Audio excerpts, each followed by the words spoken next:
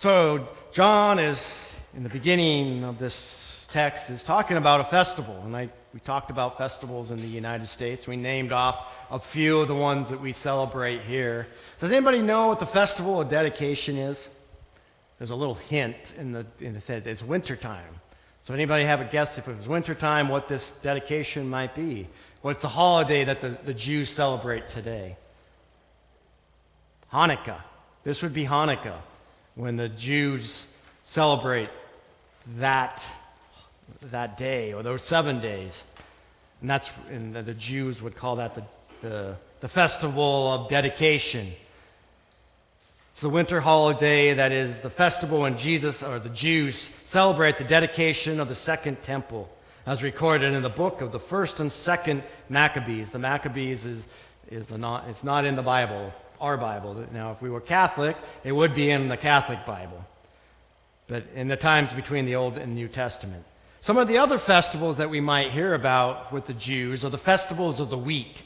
This is also known as Shabbat, or what we would call Passover. It occurs 50 days after the Passover. It's Pentecost, It's Pentecost, and it's after 50 days after the Passover. And it's meant to celebrate the gratification of God for the wheat and the harvest, similar to the festivals of the first fruits. The next festival that they celebrate is called the Festivals of the Trumpet, or Rosh Hashanah. This festival marks that the agriculture year has come to an end and a new one is beginning. The Israelites now enter a sacrifice season, presenting themselves before God and seeking his favor. And 10 days after Rosh Hashanah is Yom Kippur, or the Day of Atonement. It is the one day per year that the high priest could enter into the Holy of Holies to present the sacrifice on the behalf of the people, to wipe away all the sins of the previous year. And the next one is 5 days after Yom Kippur. It is the Festival of Booths. This is the festival to celebrate the fall harvest, commemorating the Israelites on their journey in the desert when they lived in tents. The Israelites were commanded to construct and live in the tabernacle or huts for 7 days during this festival, and each year to remember that time of year with God. And the last one that they celebrate during the year, like I already said, the Festival of Dedication, or Hanukkah. Why would John put this in his writing? Why would he mention the Festival of the Dedication? Well, he puts this in the text as to show us what time of year this was when Jesus was back down in Jerusalem. John, in his writing, really pretty much talks about all these festivals throughout his gospel. The other gospel writers really don't do that. We hear a little bit about Passover. We don't really hear much about Hanukkah. But John wants us to know what time of year this is. And like I've talked before, John, when he writes, you have the top level, then you have another level, then you have another level. John here is saying this has happened in the wintertime. John is also saying this is a coldness time within the Jewish faith. They have, at this point, has turned away from Jesus. Like we hear what they're doing in this verse this morning, where they're asking Jesus, tell us who you are.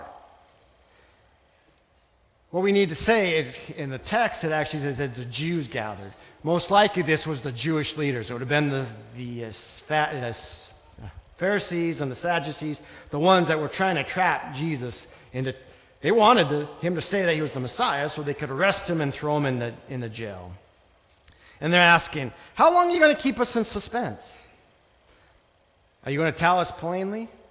Well, as we read up to this point in the scripture, we see that Jesus has been walking around, healing people, preaching the good news of who God is, but the leaders of the Jews did not want to believe or see what Jesus was doing.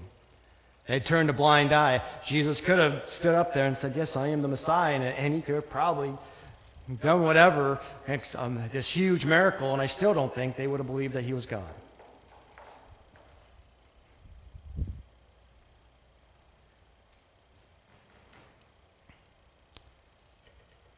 We turn to our world today, and how often today in our world that we see stuff going on, and could that be of God or could that not be of God? And we turn our eyes to the miracles that go on around us. That we question the things that happen.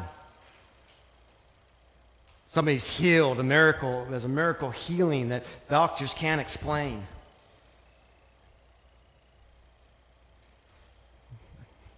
My sermon's going to go a little bit different because I've been watching this show on Netflix, and it talks about the creation of the planet Earth.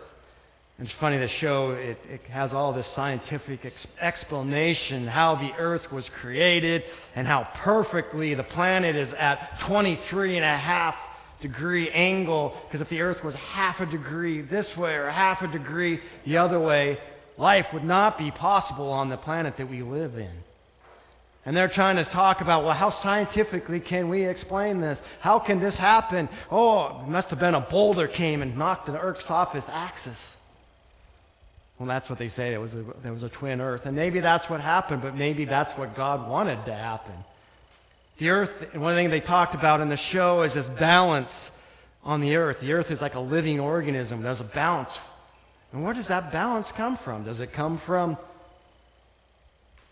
science? And I'm not saying that science is a bad thing. Science can prove that God did this. But as scientists, they have to also put in the equation that there is a God. And a lot of times these scientists don't want to put that into the equation. But you're telling me that the Earth is at the exact axis.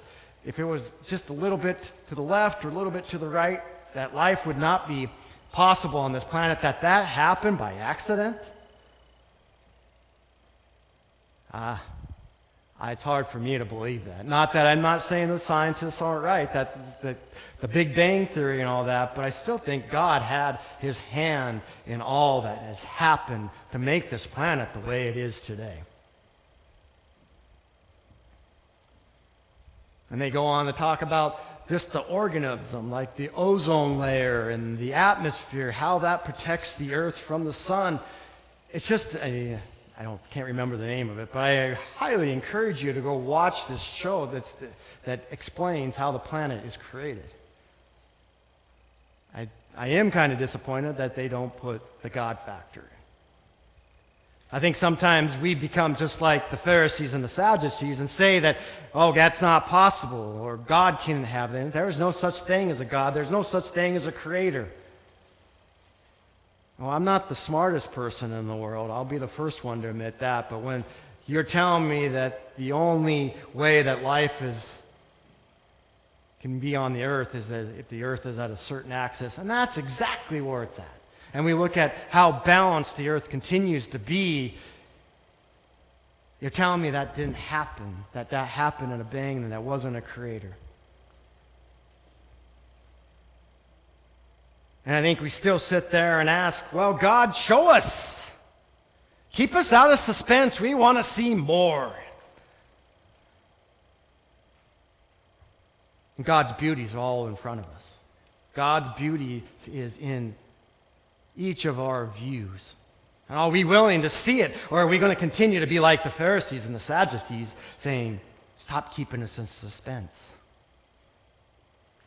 And for those that do know that, they hear the shepherd's voice. And when Jesus calls out, we hear his voice and we follow. Like sheep. But a lot of times in our world today, we want to listen to the voice of an elephant or the voice of a donkey, when we should be listening to the voice of the shepherd that will lead us to peace, that will lead us to love, and will lead us to grace. And we see it. We see it every day with the work that we're doing in this congregation. I know I talk about it all the time, but we're reaching out and we're being the hands and feet of God within our community. I think this church is getting past asking that question, show us, we want to see, stop keeping us in suspense. I think we know who God is, and I think we're moving towards doing the work, being his hands and feet in this world. One step at a time. And Jesus goes on, I always said, my sheep hear my voice. And the thing is, what this really got me when I was reading this, I've read this text over and over. It says, Jesus said, I know their voices. He knows our voices. Usually it's the other way around, that we know Jesus' voice. But he knows our voice. And he seeks us out. He looks for us when we in times of trouble. I'll use this as my example. I know not everybody had a mom that was loving and caring, but I did. And my mom, when I heard her voice, I knew I better come running, be it good for bad. And usually when I heard Dirk Allen Robinson, I better get there, or I knew I was going to be in big trouble. I knew her voice. And when Jesus goes on and no one will snatch them out of my hands, I know that when somebody was trying to do me wrong, her mama bear would come out, and she was there to protect me. Not now, and I always didn't want her protection, but I knew that if something wasn't going right, that my mom was there to back me. And I feel sorry for those people that went wrong, and her mama bear came out on them, because she would let those people know, don't hurt my cub. And I was blessed with a mom like that. I was blessed with a mom that, like I said, I'd come home from school every night and there would be freshly baked chocolate chip cookies or peanut butter cookies or cinnamon rolls. And maybe some would say I was spoiled. Yeah, okay, I was spoiled. I'll admit it. But God is a lot like that, and Jesus is a lot like that. That he wants to be there to protect us. And we are in his hand. So when others want to snatch us away, he's there to hold on.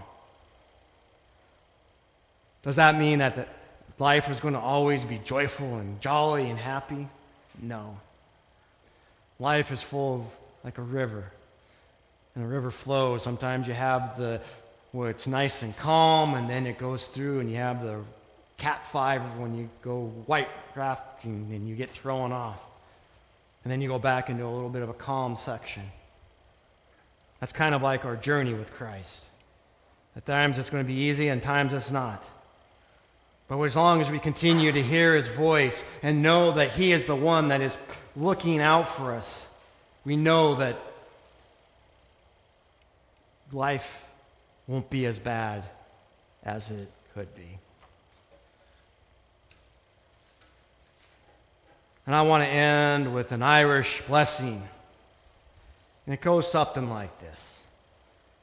May the road rise to meet you. May the wind always be at your back. May the sun shine warm upon your face. May the rain fall softly on the fields. Until we meet again, may God hold your hands in the hollow of his hands. Now, I can't promise you that the road will always rise up to meet you.